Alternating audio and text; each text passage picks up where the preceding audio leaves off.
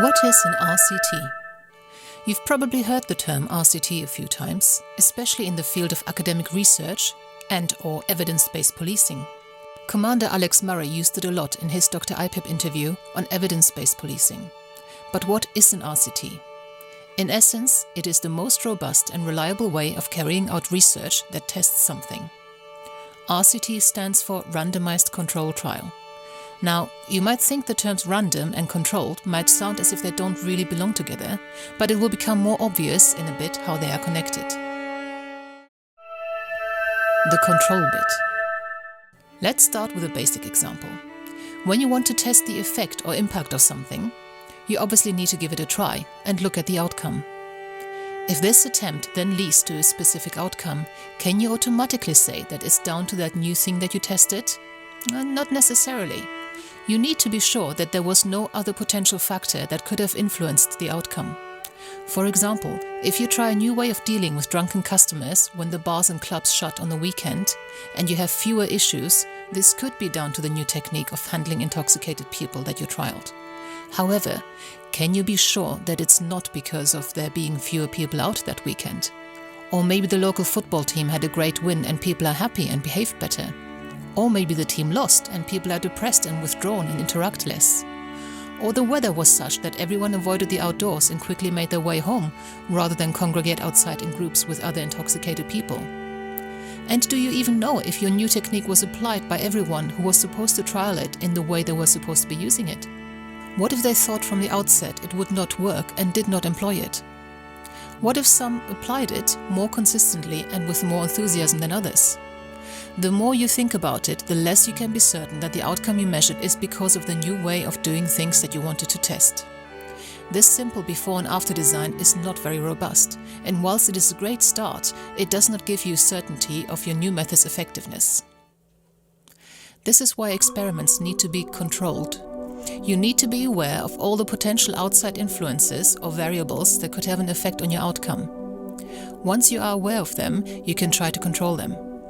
What you want to achieve is to be as certain as you can be that your new technique or process or piece of equipment, whatever it is that you're testing, is the only thing that could have caused that difference in results before your technique or intervention and after. The thing you are testing should be the only difference between the business as usual or the control group and the new thing, the experimental group. So let's control our variables then. We would want to make sure we had roughly the same amount of people participating in the nighttime economy on both occasions we took measurements.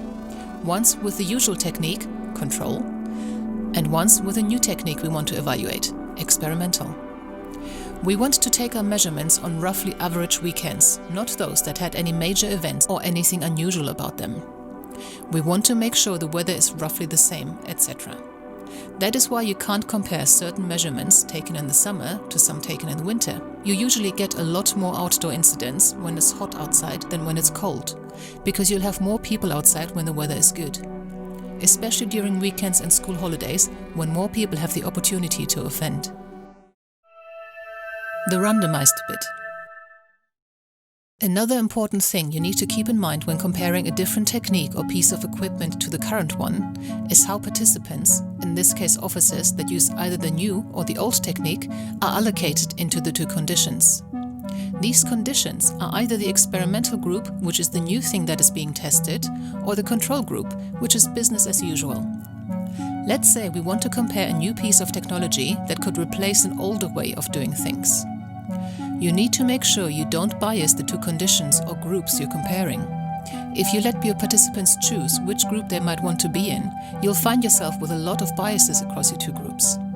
It is possible that those volunteering to try the new piece of equipment are already more tech-savvy and might use it much better than those who volunteered to keep using the old equipment would have done. So we're not only testing the equipment anymore. Our results are now being influenced by external factors or variables, such as the participants' skill in using technology. And skill is not what we wanted to measure. It is also possible that those who volunteer are younger and already opposed to the current, more old-fashioned method and therefore might prefer any alternative equipment to the current way of doing things. This could affect how they use the new or old equipment, and we did not set out to measure how the equipment is used, but how good or useful it is. Of course, you will always get differences in participants. These differences might be their age, gender, intellect, interest, skill, and many other things. People are not identical. So, in order to make sure that these differences between individuals do not have an impact on your findings, you do not let the participants choose which condition they are in. Neither should you choose, as you might have your own bias. For example, if you hope to show that the new technology is better than the old one, you might, consciously or subconsciously, choose participants to use it that might be better at using it than others. That's why you randomly allocate participants to the conditions you're comparing, so that you can control for those external variables amongst others. And by controlling for, I mean making sure that all other variables that could have an influence on the findings are roughly evenly distributed between your two conditions, by allocating people randomly to one or the other. Then, if you have enough participants, individual differences between them should not have an impact on the outcome measures, as you should have roughly equal numbers of any differences across both groups. You should not be able to find that one group is smaller or bigger than the other one. The officers should have roughly the same gender and age distribution, roughly the same amount of policing experience, intellect, and command of the spoken language. How do you ensure that? You don't actually need to measure your participants on each of those factors or variables. You accept that they differ on these counts. But you need to ensure that this does not really impact what you're measuring. So how do you ensure that? Again, in order to control for all those variables, you make sure you randomly allocate participants to either one group or the other. In an experiment, the only difference between the conditions you are comparing should be your intervention, that new thing you want to measure. Otherwise, you cannot be certain that any difference in results is actually down to what you're trying to measure, and not some other variable, such as participants' experience, their interest in or aversion to using new technology, or their ability to articulate themselves, for example. And remember, the more participants you have, the more robust your results are going to be. RCTs should usually be conducted with a minimum of 200 to 300 participants. If you can get the help of academia, go for it. The more robustly the RCT was conducted, the more powerful the results will be.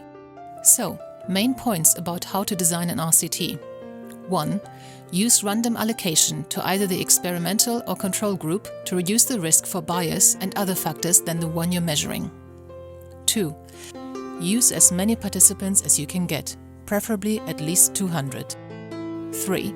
Try to control for, as in keep constant, i.e. roughly the same, all other possible factors that could have an influence on your measurements. This could be the time of day, time of year, weather, the amount of people involved, etc. In essence, a randomized control trial does that. It randomizes participants into its different conditions to control for what might have an influence on the results.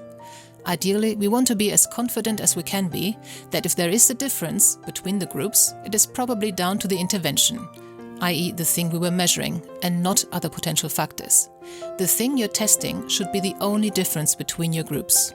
Only then can you state with some confidence that the difference in results is probably down to the thing you compared against status quo, as that was the only difference between the two groups you compared. Because of this, randomized control trials are the gold standard of research and carry the most credibility. Thank you for watching. I hope you found this content useful. You can get access to each episode's transcript with key learning points, timestamps and references if you get yourself onto my mailing list. Just go to the main website on policesciencedoctor.com, and on the bottom of each page you will find a sign-up form for notifications of new content. Just enter your first name, your preferred email address and the type of organization you work for. You will not get any spam. This is just for me to let you know about new content and for you to get access to all the transcripts.